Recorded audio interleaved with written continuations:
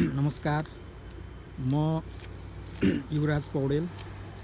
म चाहिँ नि यहाँ कृषि खास गरी यो यति बेला कार्तिक मङ्सिरमा असार साउनमा रोपेर कार्तिक मङ्सिरमा धान थन्काउने जुन बेला हो, त्यो बेलामा कृषकहरूको व्यस्तता निकै बढेको हुन्छ हैन। दुःख गरेर वर्षभरि दुःख गरेर लगाएको खेतीलाई आफ्नो घरमा भित्राउने उत्कट चाहना स्वरूप कृषकहरू चाहिँ नि फाँटमा खेतमा श्रम गरिरहेका हुनुहुन्छ।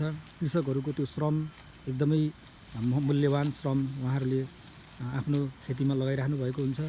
अहिले पनि यो कार्तिकको तिहार दीपावलीभन्दा अगाडि खास गरी पहाडी क्षेत्रहरूमा धान पाकेको धान धेरै नै भित्राइसक्नु भएको छ पहिले नै, र अहिले बाँकी रहेको धान चाहिँ नि फेरि दीपावलीपछि कृषकहरूले त्यो धानहरू भित्राउने काम सुरु गर्नुभएको छ। दीपावली लगत्तै धान काट्ने र भित्र्याउने क्रम चलेको छ। यो दीपावलीभन्दा अगाडि पाकेको धान भित्राउने क्रममा यो मौसमले कृषकहरूलाई साथ नदिँदा धेरै अन्नबाली धान बालीको क्षति भएको छ। धेरै धानमा चाहिँ पानी परेको छ। पानी परेर धानका निहिनहरू डुबेका छन्। धान चाहिँ कुहिएको छ, चामल कुहिएको छ, परालका डाँठहरू चाहिँ एकदम कुहिएका छन्। त्यस्तो स्थिति चाहिँ नि कृषकले बेहोर्नु परेको छ। अब त्यो एउटा विडम्बनाको स्थिति नेपाली कृषकहरूले लगातार चाहिँ नि बेहोरिराखेकै छन्। र यो कृषिलाई हामीले हाम्रो हेर्ने दृष्टिकोण, समाजको हेर्ने दृष्टिकोण, राज्यको हेर्ने दृष्टिकोण एकदमै नराम्रो खालको दृष्टिकोणको कारणले पनि आज कृषकहरूले अलि सम्मानित जीवन बाँच्न पाइरहेका छैनन्। उत्पादनको स्थिति असाध्यै न्यून छ। पहाडी क्षेत्रहरूमा चाहिँ नि त्यति ठुल्ठुला उत्पादनशील फाँटहरू चाहिँ नि हुँदैनन्। साना साना खोलाका तीरहरू, साना साना टारहरूमा उत्पादन हुने धान बालीहरूले पनि उनीहरूले कम्तीमा आफ्नो केही जीविकोपार्जन गर्ने एउटा आधार त्यसलाई बनाइराख्नु भएको हुन्छ।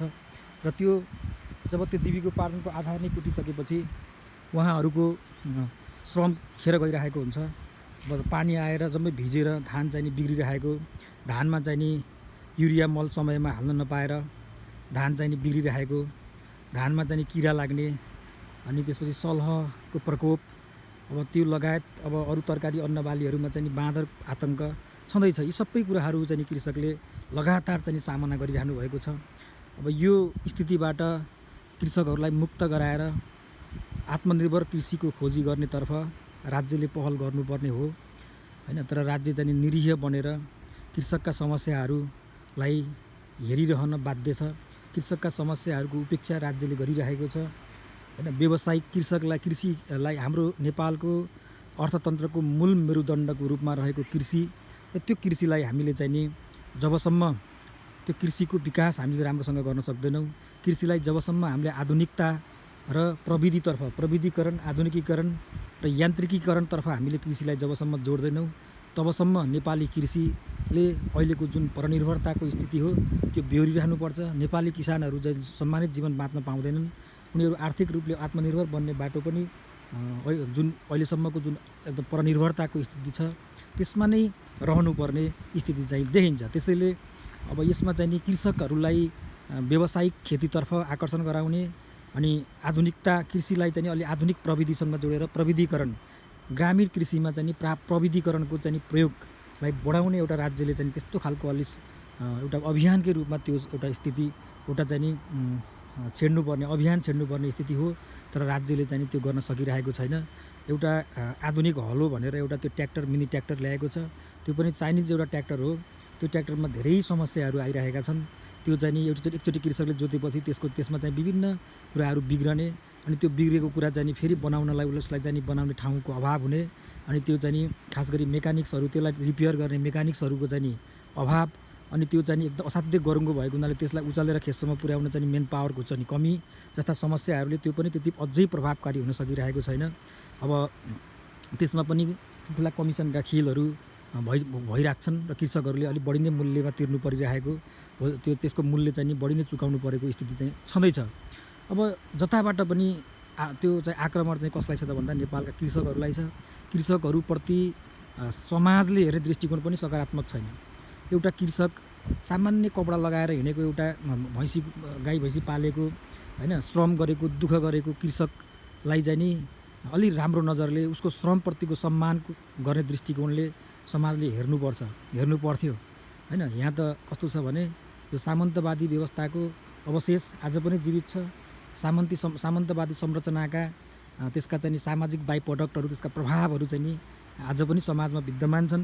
त्यो अर्थमा चाहिँ नि के भइरहेको छ त भन्दाखेरि कृषकहरूलाई त्यो एउटा हुने खाने वर्गले, होइन, अलिकति एलिट ग्रुपले, अनि त्यो चाहिँ नि नवधनाढ्य वर्गले, विभिन्न तरिकाले अवैध तरिकाले धनार्जन गरेको वर्गले एउटा समाजमा चाहिँ प्रभाव देखाउने, कृषकहरूलाई चाहिँ मुठ्ठीमा लिने, कृषकहरूको श्रमको चाहिँ अवमूल्यन गर्ने एउटा सामाजिक एउटा कुसंस्कार चाहिँ नि समाजभित्र विकसित भइरहेको छ। त्यसले कृषकहरूको मनोबल बढाइरहेको छैन, त्यसले कृषकहरूको मनोबललाई घटाइरहेको छ। जुन देशमा श्रम गर्ने मान्छेको सम्मान हुँदैन त्यो देश कहिल्यै बन्दैन। जुन देशमा श्रम पसिनाको मूल्य हुँदैन त्यो देशले कहिल्यै पनि राम्रो आर्थिक प्रगति गर्न सक्दैन। पसिनाको मूल्य बुझ्ने देश, श्रमको सम्मान गर्ने देश, श्रमिकहरूप्रतिको चाहिँ सम्मान जाहेर गर्ने देशले मात्रै त्यो देश सामाजिक समानता कायम गर्न सक्छ, आर्थिक समानता कायम गर्न सक्छ, कृषिलाई परिवर्तन गर्न सक्छ। अधिकांश नागरिक कृषिमा आत्मनिर्भर भएको तथ्याङ्क हुँदाहुँदै र हाम्रो कुल गृहस्थ उत्पादनको अधिकांश त्यो मूलभूत योगदान कृषिले गरेको अवस्था हुँदाहुँदै पनि राज्यले कृषकहरूलाई सम्मानित जीवन बाँच्ने कुनै खालका कार्यक्रम आजसम्म पनि ल्याउन सकेको छैन। र अब यो जुन बाली बिमा जस्ता कुराहरू ल्याइरहेको छ त्यो बाली बिमा पनि पहुँच हुने वर्गहरूले नै त्यसलाई कब्जा गरिरहेका छन्।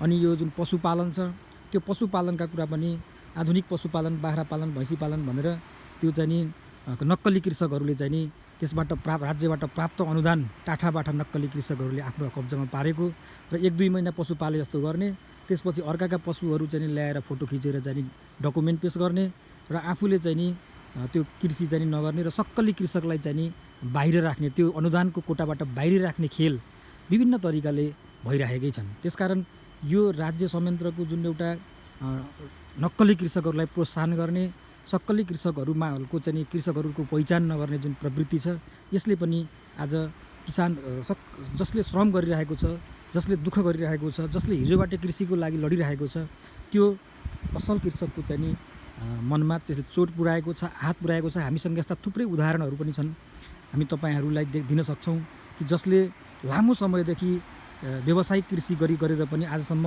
कुनै अनुदान प्राप्त गर्न सकेको छैन, राज्यको खास अनुदान। तर नक्कली कृषकहरूले ठुल्ठुला रकमका अनुदानहरू छुट्याइरहेका छन्।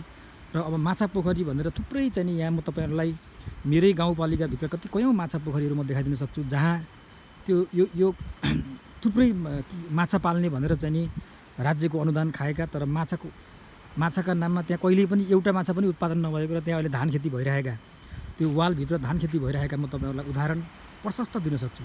त्यसकारण कहाँ छ यो संयन्त्र, कहाँ छ असली कृषक पहिचान गर्ने हाम्रो राज्यको चाहिँ नि नीति? त्यसकारण म यो असाध्यै चित्त दुख्छ यी कुराहरूले हामी सबैलाई।